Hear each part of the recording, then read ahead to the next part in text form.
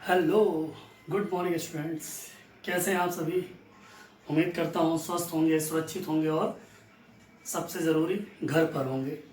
So my name is Ravi Vishwakarma and I am assistant professor of mechanical engineering department, Babu Banarasi Das university, Lucknow. So last time पे मेरा एक topic चल रहा था दैट इज़ कॉल्ड टॉपिक नहीं, subject चल रहा था विच इज़ मशीन डिज़ाइन। तो मशीन डिज़ाइन में लास्ट मेरे 4 लेक्चर हो चुके हैं, जिनमें से मैंने डिफरेंट कंटेंट को डिलीवर कर चुका हूँ। जिसमें मैंने डिफिनीसन बताई थी या मैंने मीनिंग बताया था कि what is the machine design. After that मैंने डिफरेंट प्रोसेस बताए थे कि मशीन डिज़ाइन को डिज़ाइन करने के लिए कैसे कैसे प्रोसेस को अडॉप्ट किया जाता है। After that, I have already discussed with you that is standards. There are different standards which are used by a company, a nation or international. ठीक, तो डिफरेंट स्टैंडर्ड्स को मैंने डिफरेंस किया था।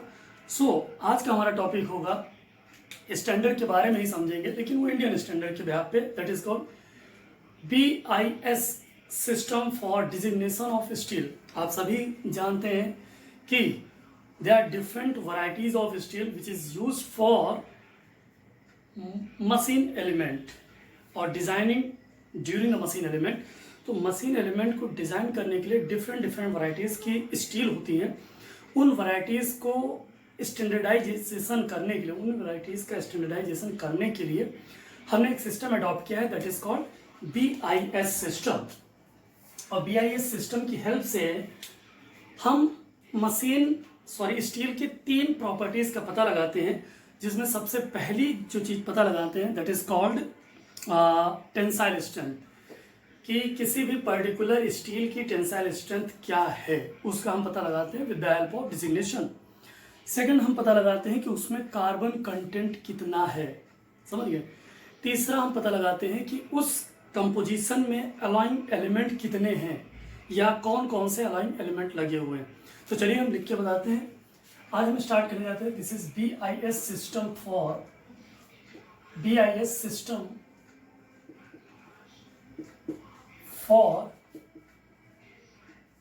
Designation of steel. ठीक है, BIS system for designation of steel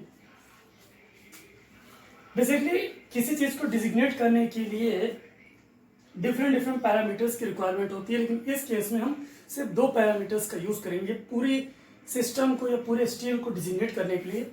that is, पहला है आपका नंबर। पहला एक नंबर लेंगे, दूसरा हम लेंगे letter. With the help of these 2 parameter we can designate any steel and any varieties of steels. ठीक है, अब इन दोनों पैरामीटर्स का यूज करके हम 3 चीजों का पता लगाते हैं।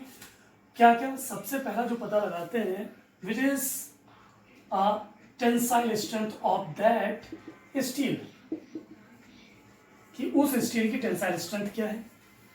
दूसरा, हम पता लगाते हैं कि उस स्टील में carbon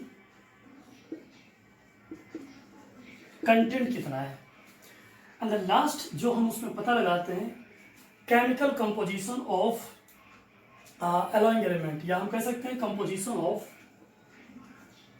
compositions of alloying element. Is it clear to everyone? 3 चीजों का पता लगाते हैं with the help of these 2 parameters, और इस दोनों पैरामीटर्स का यूज करके इन तीनों चीज को पता लगाने के लिए जिस स्टैंडर्ड का यूज करते हैं that is called BIS system for designation of steel. तो बेसिकली हमारे सिलेबस में जो स्टैंडर्ड का डिजिग्नेशन या जो स्टील का डिजिग्नेशन है वो 4 पार्ट में किया गया है। सबसे पहला जो है that is called designation of plane carbon steel. क्या है? Designation of plane carbon steel.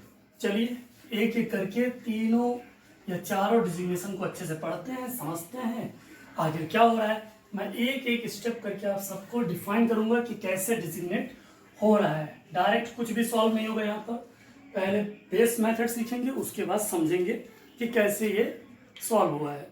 ठीक है, तो सबसे पहला है आपका designation of the plane carbon steel. पहली जो स्टील है जिसको हम डिजिग्नेट करने जा रहे हैं that is called plane carbon steel.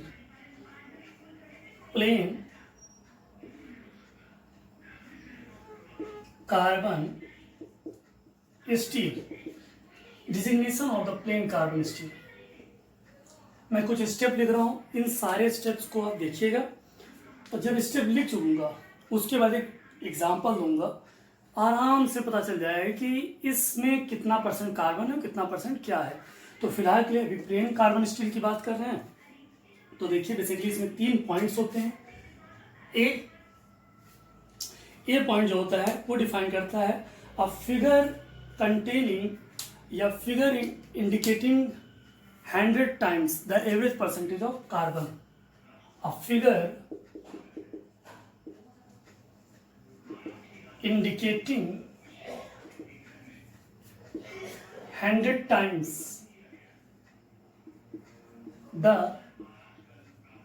average percentage of carbon. मैं कार्बन को शॉर्ट फॉर्म में लिख दे रहा हूं C। ठीक है, जो पहला पॉइंट होगा आपको ये डिफाइन करेगा, एक फिगर दिया होगा जो 100 टाइम्स एवरेज बताएगा किसका, कार्बन का। जैसे कहीं पे लिखा हुआ है 55 एंड C, तो इसका मीनिंग क्या है कि इस पूरे सिस्टम में 100 टाइम्स एवरेज कर रहा है, means 100 times average which is 0.55% क्या है इसमें, कार्बन। बस इस लाइन का यही मतलब है। ठीक है, नेक्स्ट पॉइंट क्या कहता है इसमें प्लेन कार्बन स्टील के डिजिग्नेशन में, अ लेटर, एक लेटर होगा इसमें which is C, a letter which is C. एक थर्ड होगा which is C, a figure indicating the 10 times the average percentage of manganese, a figure indicating 10 times the average percentage of manganese। मैंने manganese को भी short form में लिख दिया है that is Mn। ठीक है, चलिए एक एग्जांपल लेते हैं। फॉर एग्जांपल ये आपको अगर प्लेन कार्बन स्टील की डिजिग्नेशन करनी है तो ये 3 स्टेप आपको याद रखने होंगे। ठीक है, पहला क्या, अ फिगर इंडिकेटिंग 100 टाइम्स, इस चीज को याद रखिएगा, highlight 100 times the average percentage of carbon. दूसरा एक दिया होगा लेटर सी, और तीसरा आपको दिया होगा a figure indicating the 10 times the average percentage of manganese there is carbon. ठीक है, इन तीनों चीजों का आपको ध्यान रखना है। फॉर एग्जाम्पल एक लेते हैं, मैं मान लेता हूं फॉर एग्जाम्पल 55C 55C4 मैंने एक एग्जाम्पल ले लिया। देखिए कह रहा है, अब इसको सिर्फ इसी के स्टेप में सॉल्व करते जाइए, आपको पता चलेगा इसमें कार्बन कंटेंट कितना है और मैग्नीज कंटेंट कितना है। ठीक है, तो यहाँ क्या बोल रहा है देखिए, विच इज 55, कह रहा है अ figure indicating 100 times the average percentage of carbon. तो ये जो फिगर यहाँ इंडिकेट कर रहा है this 55 figure, this indicating the percentage of carbon किसके एवरेज में, 100 के एवरेज में। तो अगर इसको मैं सिंपल से लिखना चाहूं दिस इज 0.55% परसेंटेज। एक्चुअल में ये परसेंटेज किसको रिप्रेजेंट कर रहा है, कार्बन को, the percentage of carbon. And this is the letter C, and letter C represent the symbolic representation of carbon. And now comes the point of 4, a figure indicating the 10 times the average percentage of manganese, means this 4 represent the average percentage of manganese, which is, अगर मैं इस तरह लिखना चाहूं 10 times the average percent, 10 times which is 0.4% of Mn। तो आपसे exam में यही पूछा जाता है, एक फिगर दे दिया जाता है ऐसा, और उसमें पूछता है कि बताओ कि भैया कार्बन कंटेंट इसमें कितना है, या पूछ लेगा बताओ मैग्नीज का कंटेंट कितना है, तो आप क्या बोलेंगे? अगर ऐसा कुछ दिया तो बताएंगे 0.55% कार्बन है एंड 0.4% इसमें क्या है, मैग्नीज। ठीक है, is it clear? I hope सबको क्लियर हो गया होगा। एक एग्जांपल मैं और ले रहा हूं, देखिएगा, एक और एग्जांपल लेता हूं ताकि अच्छे से क्लियर हो जाए, विच इज 80 सॉरी मैं लिख रहा हूं आपको 40C8। बताएं क्या होगा? 40 क्या रिप्रेजेंट कर रहा है? 100 times the average percentage of carbon. क्या होगा इसका? 100 times the average percentage of carbon means 40 divided by 100 which is 0.40% of carbon. ये क्या रिप्रेजेंट कर रहा है? 8। This representing the 10 times the average percentage of manganese which is 8/10 equals to 0.8% of Mn। I hope ये सबको अच्छे से clear हो गया होगा कि इसका मीनिंग क्या है और क्या कर रहा है। ठीक है, तो प्लेन कार्बन स्टील के डिजिग्नेशन के लिए आपको 3 चीजें ध्यान में रखनी होगी। पहला, a figure indicating the 100 times the average percentage of carbon. दूसरा, a letter C, and a figure indicating the 10 times the average percentage of manganese. Okay, now चलिए दूसरा कोई स्टील लेते हैं और उसको डिजिग्नेट करते हैं। आई होप ये वाला समझ में आ गया होगा कैसे इसका डिजिग्नेशन हुआ है। ना है तो एक बार वीडियो को रिपीट करके आप लोग देख लीजिएगा, क्लियर हो जाएगा। ठीक है, दूसरा है designation of unalloyed free cutting steel. क्या मैंने बोला?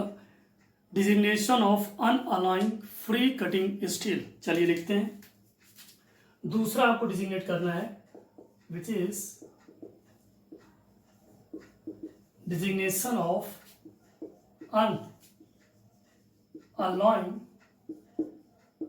Free cutting steel. इसका डिजिग्नेशन करना है आपको। इसको डिजिग्नेट करने के लिए हम कुछ स्टेप लिख रहे हैं, उन स्टेप को आप अच्छे से देखिए और समझिए, फिर इसका हम एग्जांपल लेते हैं। पहला स्टेप इसका क्या होगा? पहला स्टेप होगा which is a figure indicating, सबसे पहला वही अ figure indicating 100 times the average प्रतिशत ऑफ कार्बन। पहला पॉइंट। दूसरा सेम प्रीवियस वाला, अ लेटर सी, एक लेटर होगा सी। तीसरा होगा a figure indicating 10 times the average percentage of manganese. Means unalloying element, unalloying free cutting steel को डिजिग्नेट करने के लिए जो इससे पहले आपने डिजिग्नेट किया है प्लेन कार्बन स्टील, उन तीनों स्टेप को तो लिखना ही होगा। Which is a figure indicating 10 times, a figure indicating 10 times the average प्रतिशत ऑफ मैग्नीज। ये दूसरा हो गया। इसमें फोर्थ पॉइंट आता है B and the C and this is the D point which is a symbol. किसका symbol? Sulphur, selenium, tellurium, lead. A symbol sulfur, selenium, tellurium and lead. Lead, depending upon the element, lead which is present in the composition,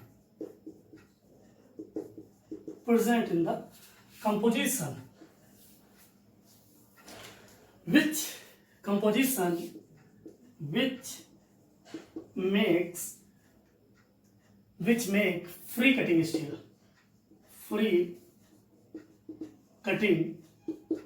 steel, एक और point इसमें आपको याद करना पड़ेगा, that is ई। और वो पॉइंट क्या है? अ figure indicating 100 times the average percentage of, a figure indicating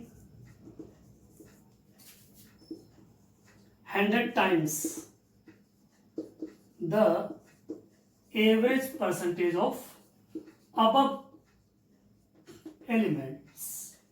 I hope above elements का मतलब this element, this element, this element है, this element. In above elements के, और ये चारों एलिमेंट जो आपको दिख रहे हैं यही फ्री कटिंग बनाने के जिम्मेदार होते हैं। ठीक है, तो ये 4 पॉइंट हैं, आपको याद करने 5 पॉइंट। इन 5 पॉइंट की हेल्प से आप अनअलाइंड फ्री कटिंग स्टील को आप डिजिग्नेट कर पाएंगे। चलिए एक एग्जांपल लेते हैं, एग्जांपल से समझते हैं बड़े आसानी से। ठीक है, एग्जांपल जब तक मिलेगा नहीं तब तक हम लोग समझेंगे नहीं, तो समझा लेते हैं एग्जांपल से। तो विच इज 25C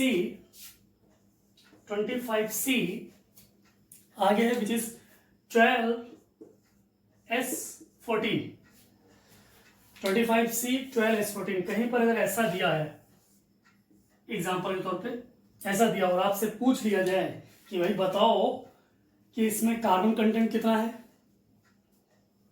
और मैग्नीज कंटेंट कितना है, या फिर आपसे पूछ लिया है सल्फर का कंटेंट कितना है, तो आप कैसे बताएंगे? बस सिंपल सा ये मेथड अडॉप्ट करिए और सिंपल सा इसको बता दीजिए। पहला पॉइंट और यहाँ का पहला लेटर देखो 25, अ figure indicating 100 times the average percentage of carbon which is 25 which is represent 100 times the average percentage of carbon। क्या होगा?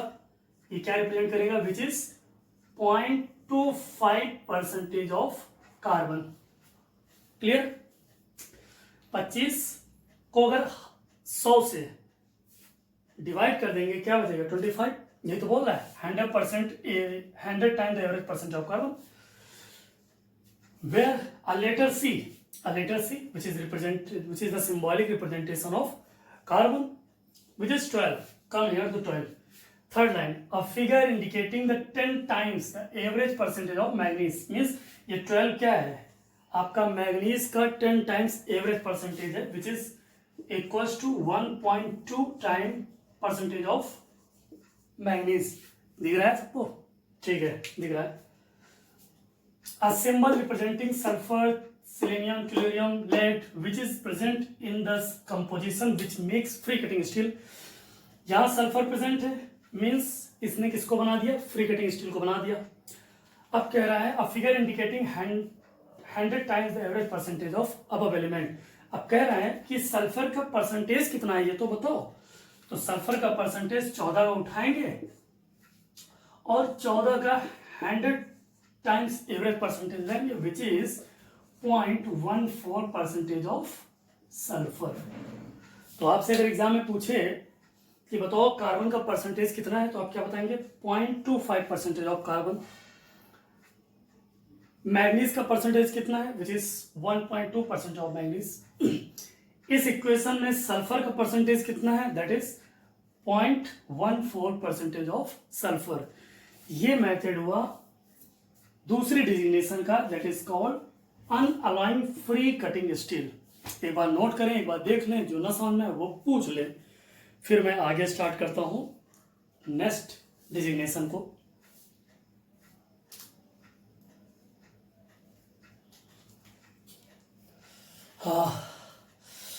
आई थिंक हो गया होगा सबका। चलिए फिर नेक्स्ट स्टार्ट करते हैं, ये रफ करते हैं फिर। ठीक, चलिए कर दें।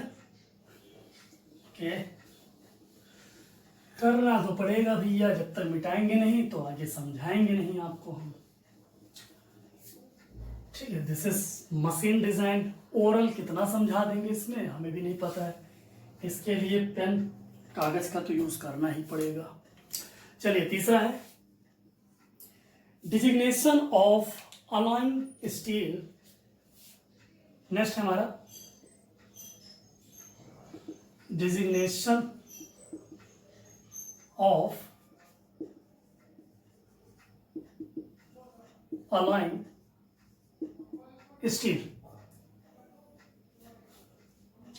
अलाइंड स्टील का डिजिग्नेशन करना है। जो फॉलोइंग क्वांटिटीज को कंसिस्ट करेगा। इसके लिए एक आपको चार्ट भी बनाना पड़ेगा, और वो चार्ट किसको रिप्रेजेंट करेगा, एलिमेंट और मल्टीप्लाइंग फैक्टर्स को। कुछ पर्टिकुलर एलिमेंट्स होंगे जिसके मल्टीप्लाइंग फैक्टर्स को आपको याद करना होगा, ठीक है। उसको, उस चार्ट को मैं भी बनाऊंगा। तो पहले उसका हम स्टेप समझ लेते हैं कि स्टेप क्या क्या इसमें दिया गया है। स्टेप है अ फिगर इंडिकेटिंग 100 टाइम्स, पुराना वही dialogue, a figure indicating 100 times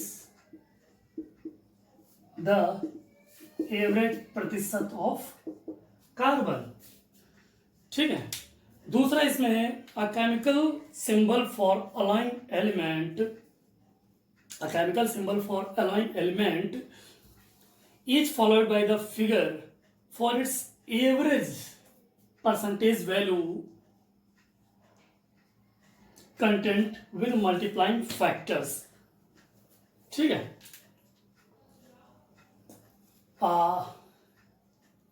दूसरा तो लिख ही देते हैं इसमें,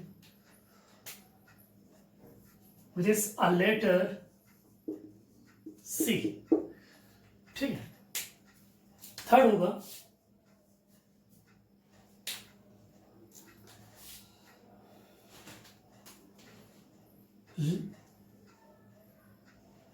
composition of element with their multiplying factor, multiplying factors। अभी मैं बता रहा हूँ मल्टीप्लाइंग फैक्टर्स क्या होते हैं। सिंपल सा कुछ डिजिट होते हैं या कुछ वैल्यूज होती हैं जिनको हमें पर्टिकुलर एलिमेंट्स के लिए याद करना होगा। एक तरफ एक चार्ट बनाइए, ठीक है। एक तरफ आप एलिमेंट्स को लिखिए और एक तरफ आप लिखिए मल्टीप्लाइंग फैक्टर्स। इधर लिखेंगे आप लोग एलिमेंट और इधर F that is for multiplying factor. तो देखिए किस एलिमेंट के लिए कौन सा मल्टीप्लाइंग फैक्टर होता है, जैसे कि chromium, cobalt, nickel, chromium, cobalt, nickel, magnesium, silicon and tungsten. ये जो एलिमेंट दिए हैं इनके लिए multiplying factor that is 4। Actual में ये नाम मल्टीप्लाइंग है लेकिन होता ये डिवाइड है, ठीक है। कहने का मतलब ये है कि जो एलिमेंट दिया होगा उसमें ये 4 ऑलरेडी मल्टीप्लाई होगा, ठीक है। तो जब ये मल्टीप्लाई होगा तो वहां से मल्टीप्लीकेशन हटाने के लिए उसी नंबर से डिवाइड कर दो। फॉर एग्जाम्पल मैं मानता हूं जैसे 2 में 4 मल्टीप्लाई है, वो 8 हो गया है। 2 में 4 मल्टीप्लाई हो गया और वो बन गया क्या, 8। अब मुझे, लेकिन एक्चुअल में तो यही है क्वांटिटी जिसमें 4 मल्टीप्लाई हुआ है, तो हमको इसको 2 से फिर से करना है, 2 में लाना, तो इसको 4 से ही डिवाइड करना होगा। तो ये जो 4 दिखा है दिस इज मल्टीप्लाइंग फैक्टर, और इसी को हटाना होता है, तो इसके लिए हम 4 को डिवाइड करेंगे, दैट इज मल्टीप्लाइंग फैक्टर। नाम मल्टीप्लाइंग है लेकिन एक्चुअल में क्या करेंगे हम आगे चल के इससे डिवाइड करेंगे। नेक्स्ट है जैसे aluminium, beryllium, vanadium, aluminium, beryllium, vanadium, lead copper. आगे अगर हम बात करते हैं that is titanium, zirconium, molybdenum, titanium, zirconium, molybdenum. ऐसे कुछ और एलिमेंट है जिनके लिए मल्टीप्लाइंग फैक्टर हमारा होता है क्या, 8 से मल्टीप्लाई करेंगे, सॉरी 8 नहीं, विच इज 10, 4, 10। और 4 एलिमेंट ऐसे होते हैं जिनके लिए, सॉरी 3 एलिमेंट ऐसे होते हैं जिनके लिए मल्टीप्लाइंग फैक्टर 100 होता है। वो 3 element phosphorus, nitrogen and sulphur. Phosphorus, nitrogen and sulphur, ये एलिमेंट ऐसे हैं जिनके लिए मल्टीप्लाइंग फैक्टर 100 होता है।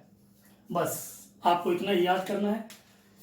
एक ये line, a figure indicating 100 times the average percent of carbon, दूसरा अ लेटर सी, तीसरा a chemical composition with their multiplying factors.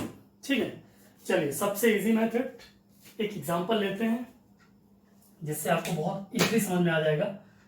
That is example लेते हैं और एग्जांपल में हम क्या लेते हैं, एक केमिकल कंपोजिशन ले लेते हैं या कहते हैं स्टील का डिजिग्नेशन।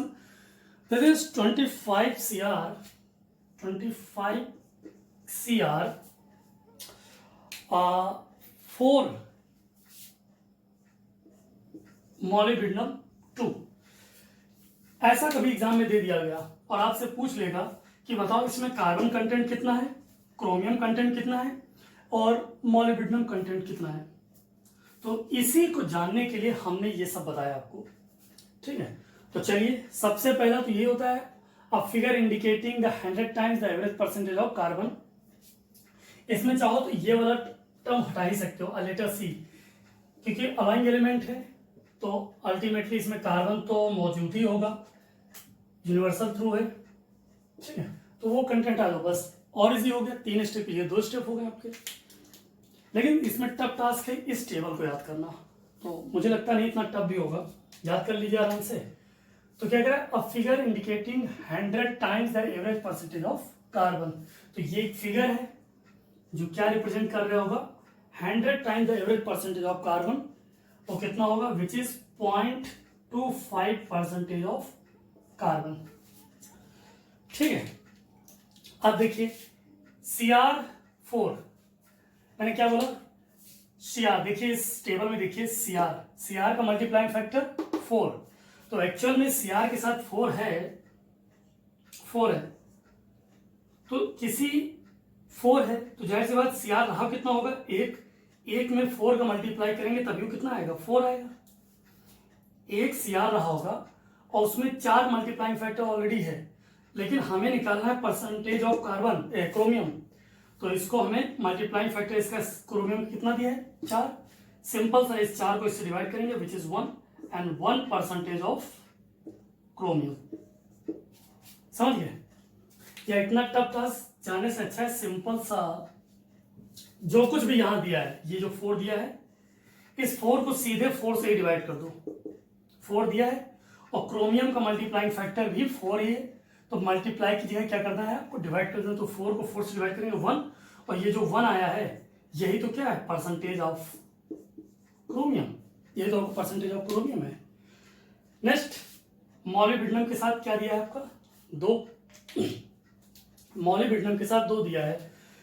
क्या कह रहे हैं यहां पर देखिए, मॉलिब्डेनम का मल्टीप्लाइंग फैक्टर कितना है, 10। तो मल्टीप्लाइंग फैक्टर में एक्चुअल में क्या कहा जाता है, मल्टीप्लाइंग फैक्टर से डिवाइड किया जाता है। तो यहां 2 दिया है, अगर मैं मॉलिब्डेनम की बात करूं तो 2 दिया है। देखिए MO2 दिया है यहां पर, हियर, इसको यहां पर लिख रहा हूं।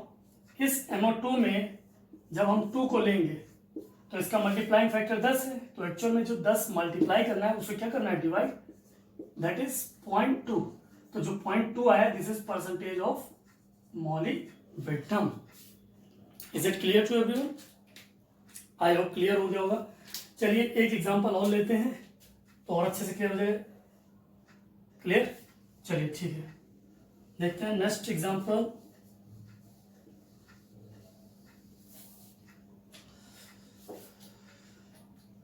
ये ऊपर की लाइन मिटा दे रहा हूं मैं, थोड़ा स्पेस मिल जाएगा हमें लिखने के लिए। नेक्स्ट एग्जांपल है आपका 40 निकेल। अगर मैं एग्जांपल नेक्स्ट लेता हूं, that is 40 nickel 8 CR, 40 nickel 8 CR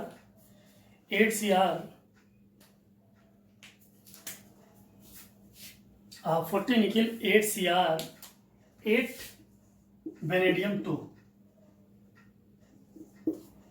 ये आपको दे दिया गया है एक क्वेश्चन, और बताइए इसमें परसेंटेज ऑफ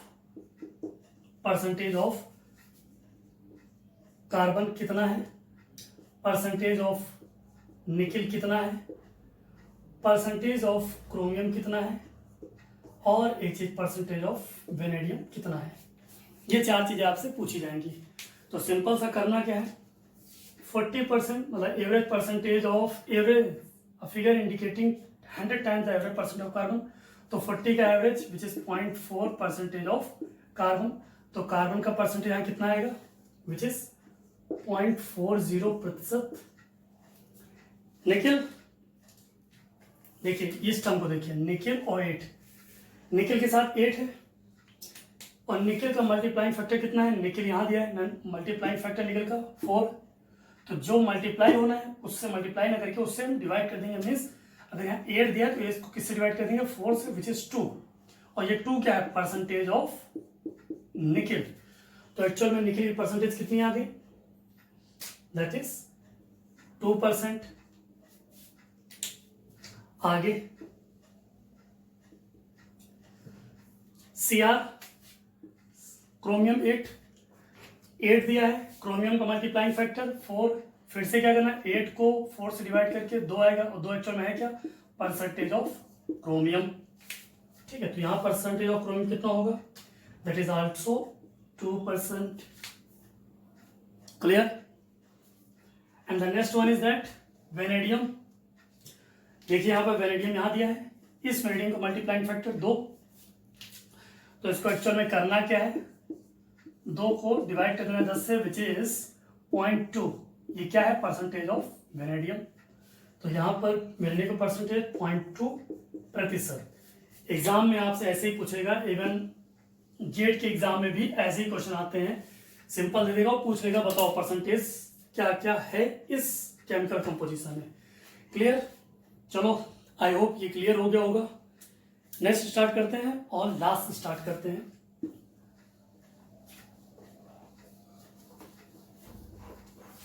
आज का last which is 4th number, और 4th नंबर है क्या आपका, a designation of high alloy steel. क्या है, designation of high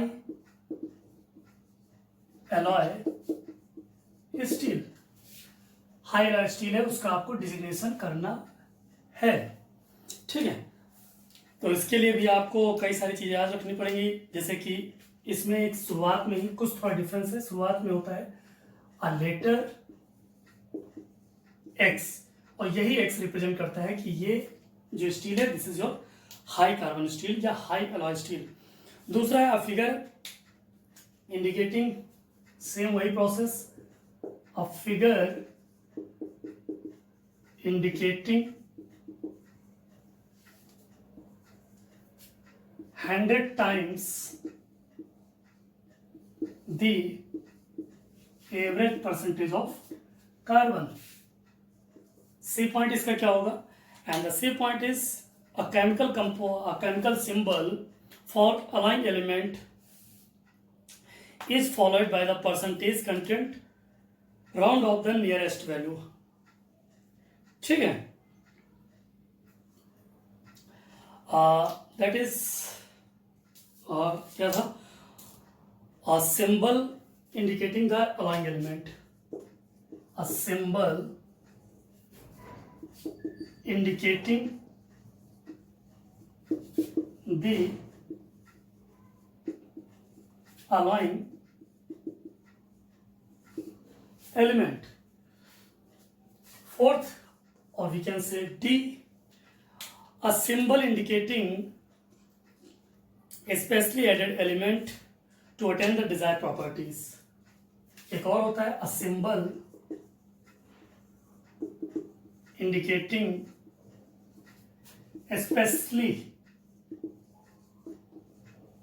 added element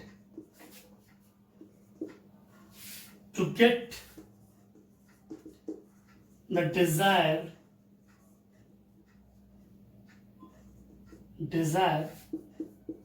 property. ठीक है, ये सारी चीजें हैं, यही 4 आपको याद रखने हैं। ठीक है, चलिए सीधे एग्जांपल समझते हैं बिना डिले किए हुए। बहुत इजी है, टेंशन बिल्कुल न लीजिएगा।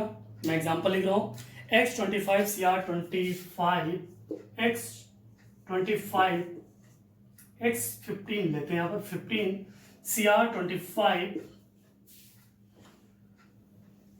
निकिल 12 ठीक है। मैंने क्या बताया, अ लेटर x, जो x है यही रिप्रेजेंट करेगा कि ये एक स्पेशल स्टील है, that is called high speed steel. x ने रिप्रेजेंट कर दिया कि भाई ये हाई स्पीड स्टील की बात कर रहा है। 15 अ figure indicating percentage 100 times the average percentage of carbon. तो ये क्या हो जाएगा, यहाँ पर कार्बन कितना हो जाएगा 0.15% ऑफ कार्बन, ये हो गया कंप्लीट। CR एक सिंबल है CR, और इस सिंबल के साथ जो भी लगा होगा वही उसका परसेंटेज रिप्रेजेंट कर देगा, दैट इज 25% ऑफ क्रोमियम। आगे निकल लगा हुआ है जो कि स्पेशली एडेड एलिमेंट है, जो इसकी डिजायर प्रॉपर्टीज को अचीव करेगा, और इसके साथ 12 लगा, तो जो 12 है यही डायरेक्टली रिप्रेजेंट करेगा कि 12% इसमें क्या है, निकिल है।